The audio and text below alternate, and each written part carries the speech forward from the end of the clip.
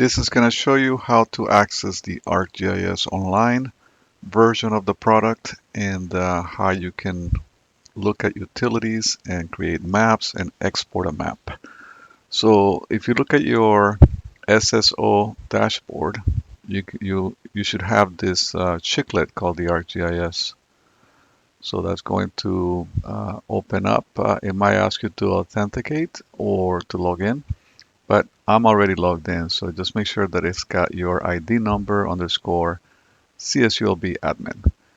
Okay, from here you can go to groups and select your group, BVS GIS. And there's a few maps in here, but the one that we want to deal with is the utilities map. So click on the CSULB map latest. There's a whole bunch of other ones here that you can also look at, but we'll look at the latest one. Okay, and on the left hand side you have all the different layers. These buildings that you see here have this layer automatically put in. It's under electrical buildings. You can turn that off. And there's another one here, buildings updated. You can turn that off. But what I want to do is I want to get a map of all the utilities around the east turnaround. So this turnaround here, this specific area, I want to get all the utilities that are near this area. So I'll turn on all the utilities. You can just click on the little eye here to see them. Mechanical, gas. Let's see. The tree, don't worry about that, but sewer lines, storm drain, domestic, miscellaneous, recycle, water. So now we have a list of all of them there. Some of the things that you can do here is you can actually look at the asbuilts for this particular utility. So if you click on one of the lines here and it pops up, you can look at the asbuilt here. There's a link where it says view. And it's going to go to a website, and we can give you the access code to this website to log in. But it takes you right to a PDF of the asbuilt for that specific utility. Right, so you can do that.